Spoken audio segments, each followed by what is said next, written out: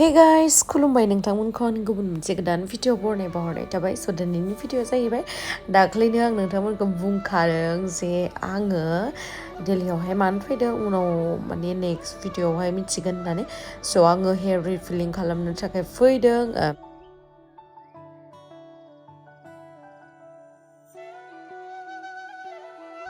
ओरैबायसा गरम आयौ थानो हाया आङो बेलेगसो ड्रेस गानदोंमोन आरो ना ओमफ्राय सोलायफिनबाय 300 meters use the right lane to turn slightly right toward 205 Delhi Road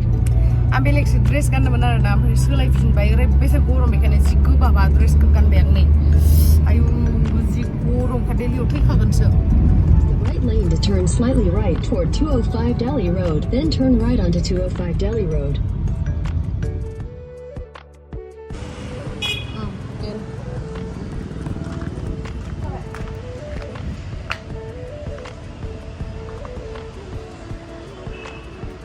सफैबाय हाबनोसै जोङो नै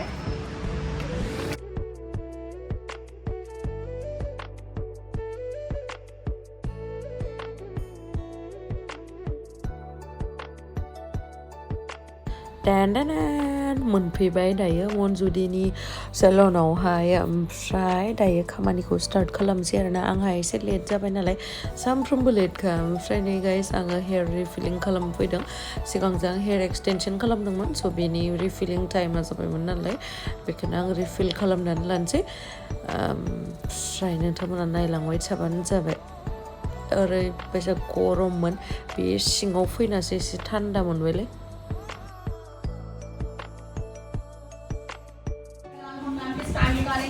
रिफिल करेंगे फिर आपको रिजल्ट दिखाएंगे मैम के स्टैंड निकालने के बाद भी मैं आपको दिखाऊंगी कि मैम को कैसा लगा और कैसे हमने स्टैंड लगा है तो आप देख सकते हैं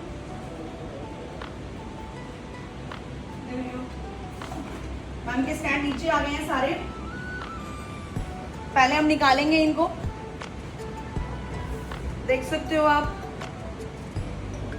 कम से कम ये 2 से 2.5 इंच नीचे आ चुका है स्टैंड हम इसको निकालने के बाद सारे स्टैंड निकालेंगे फिर हेड वॉश करेंगे स्पा करेंगे केराटिन करके देन एक्सटेंशन लगा देंगे तो मैं उसका भी आपको रिजल्ट दिखाऊंगी निकालने के बाद भी मैं आपको दिखाऊंगी कि मैम के जो हेयर क्वालिटी है वो कैसी है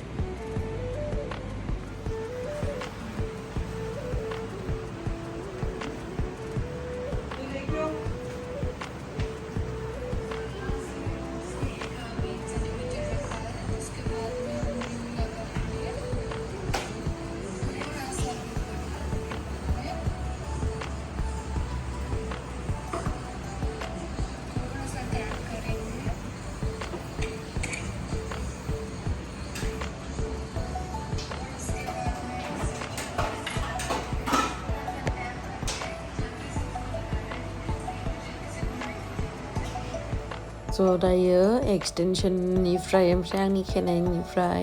ग्लुखौहाय बिसोरो बोखारगासिनो आरोना ओमफ्राय बेनि उनावहाय फार्स्टआवनो हेयारखौ वाश खालामनानै लाग्रोगोन ओमफ्राय बेनि उनावहाय नोंथांमोना सिगाङावहाय गोबाङानो कमेन्ट्स खालामदोंमोन नालाय आब' कालारखौ चेन्ज खालामदो होननायखाय आङो कालारखौबो चेन्ज खालामनो सानबाय आरोना ओमफ्राय नायनोसै माबायदि कालारखौ लानाय जायो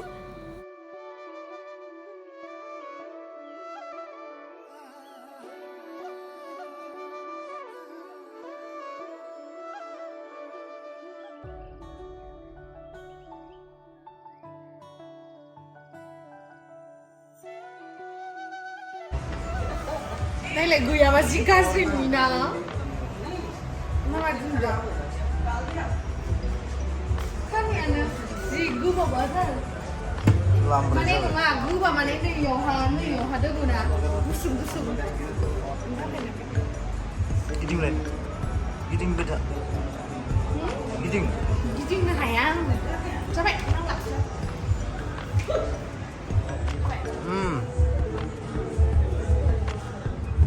Khalam beda.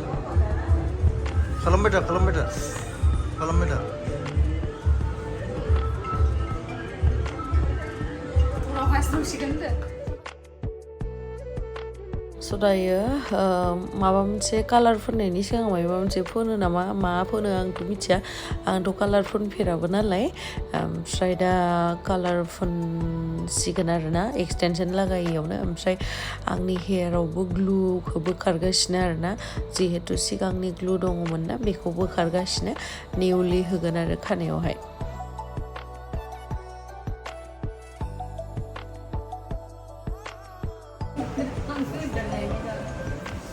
आंबो सान्द्रि मोखां बायदि जाथिथि जानो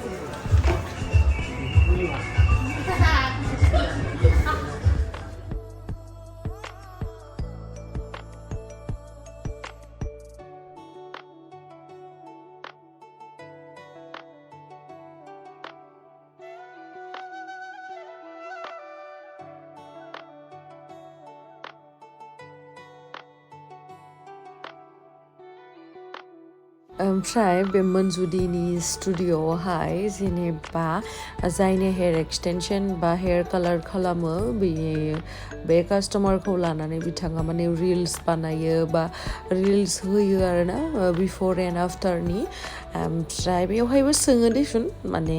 कमफर्टेबल नंगौना नङा फेसजों लोगोसे फैनो थाखाय ओमफ्राय खायफा फेसखौ दिन्थिनो बायोना स' बिथांमोना दिन्थिया आरोना ओरैनो खानायखौल' होना होयो ओमफ्राय जायहा दिन्थिनो लुगैयो बिथांमोना माने लुगैयो माने जाय दिन्थिनायावहाय प्रब्लेम गैया बिथांमोना दिन्थिफायो आरोना ओरैबायदि बाबाय आं जबाय थानानै कालार फुननानै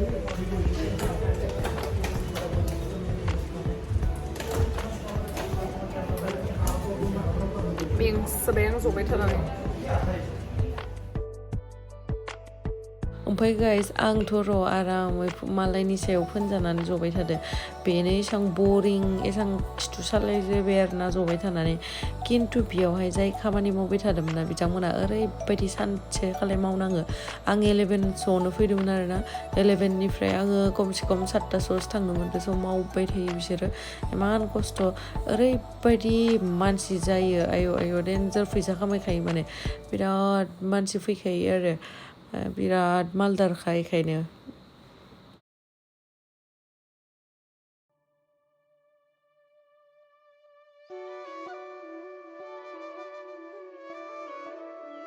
ओमफ्राय नै गाइस कालारा नांबाय दा खानायावहाय एसे माने पार्पल कालारखौ फुनदो आरोना आङो ओमफ्राय दायो एक्सटेनसनखौ लागायसिगोन बिथांमोना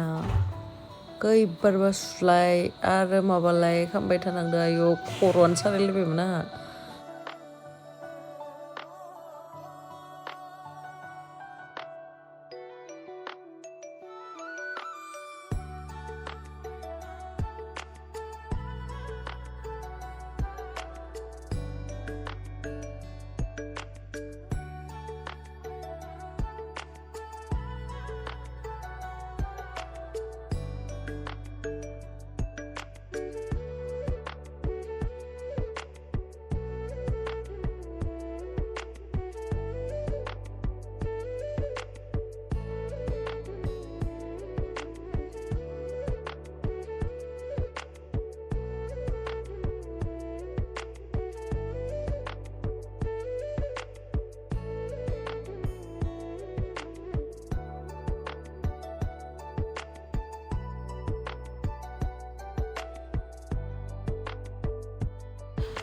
आयु ओरैबायदि जबाय थानाङो जनानै आथिंखौनो बुनाय बेसां मोनलायलायबाय बिराद गोबाव टाइम नांखायो आरोना ओमफ्राय दा आं जिथु खालामनाया हेयार एक्सटेनसन खालामनाया बेयो जाहैबाय केराटिन ग्लु हेयार एक्सटेनसन आरोना हेयार एक्सटेनसनावबो गोबां रोखोमनि थायो सिगाङावनो आं खिथाखादों नोंथांमोना जुदि आंनि भिडिअखौ नायोब्ला आंखौ फल' खालामोबा मिथिगोन आरोना स' एबार खेबसेयावबो रिफिल खालामबाय आङो खिन्थु कालारखौ चेन्ज खालामबाय नै कालारखौ बेबायदि लादों आरोना स' मोजां नुदोंना नुवाखै नोंथांमोना कमेन्ट सेक्सनाव खिथानो दाबाव माने आंखौथ' नोंथांमोना सिगांनिफ्रायनो भिडिअ नायोबा नुखादों जानांगौ आं कालारखौनो फुनफेरा आरोना खर'आवहा बांसिनानो सिगाङावहाय खेबनैल' फुनदोंमोन खोमा उन्दैयाव ओमफ्राय देरनानैथ' फुनाखैमोन स' माबोरैहाय नुदो नायबानो जाबाय आरो कमेन्ट सेक्सनाव खिथाहरबानो जाबाय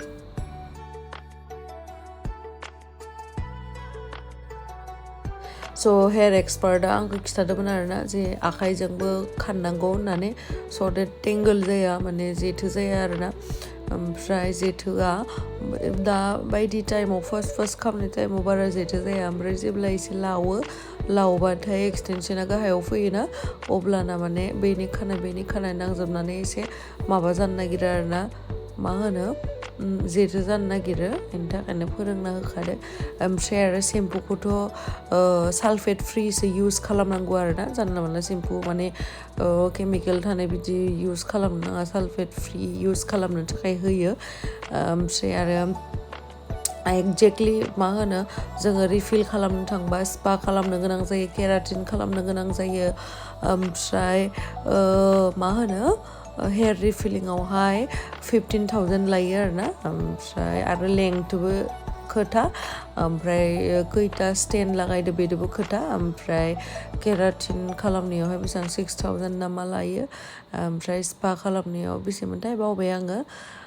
बेखिनियानोसै आरोना स' बेखौ 3 मान्थ बा 4 मान्थनि उनावहाय रिफिल खालामनो नांगौ जायो स' बेनि थाखायनो थांदोंमोन आङो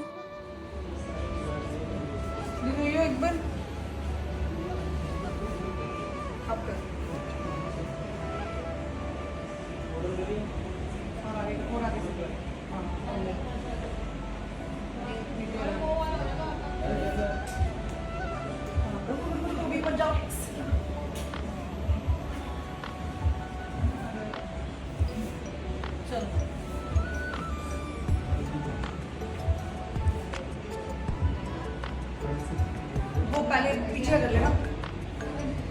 तो गाइस मैम का रिजल्ट आप देख सकते हो मैम की फर्स्ट रिफिल थी क्वालिटी आप देख सकते हो डेंसिटी आप देख सकते हो और मैम ने कलर चेंज कराया है सिंथेटिक हेयर पे कलर नहीं होता केराटिन नहीं होती और वो प्रेसिंग से चिपक जाते हैं तो आप इजीली देख सकते हो लोग बोलते हैं सिंथेटिक हेयर डबल टोन होता ही नहीं है डबल टोन बनाया जाता है होता नहीं है कोई भी आप लॉन्ग लेंथ लेते हो और उसको ट्रिमिंग कर देते हो तो डबल टोन ऑलरेडी हो जाता है तो मैम का हमने कलर किया है कलर आप देख सकते हो कलर क्वालिटी देख सकते हो और सेम कलर आया है जैसे मैम के हेयर पे और हमारे हेयर एक्सटेंशन पे सेम कलर है तो आप रिजल्ट देख सकते हो चलो आप ऐसे घुमाओगे ना फेवरेट वाला हाँ तो जब भी बताना चाहिए था ना तेरे को जल्दी बता रहा है आप मुझे पता है ना कितने कमेंट्स आएंगे छोड़ जब नहीं दिखता तुम्हें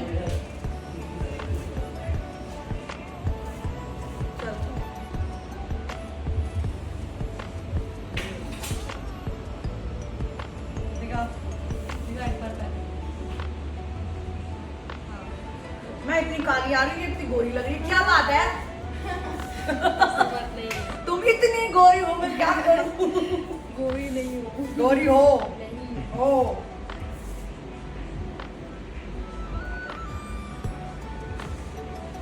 तो गाइस मैम से पूछते हैं मैम को कोई प्रॉब्लम हुई नहीं कुछ भी प्रॉब्लम नहीं है रिफिल में कोई बाल झड़े या टूटे हो आपके नहीं कुछ भी प्रॉब्लम नहीं है मुझे बहुत अच्छी लग रही है और अच्छी लगा है इसलिए मैंने फिर से रिफिल किया है तो thank you so much thank you कैसे लग रही हूँ मैं देखो कितने देखना मैं देख कितनी काली लग रही So guys, होखांबाय कालारा माबायसा ओमफ्राय जोङो दायो गारि नेगासिनो गारि लानानै थांसै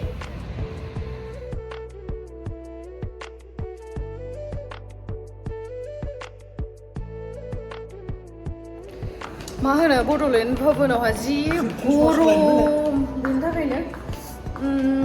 माबाबाय जोङो बेलेगावहाय फैबाय आरोना दायो जोङो रेडिसन ब्लुआवहाय फैबाय हटेलखौ चेन्ज खालामनानै बिराद गरमथार नालाय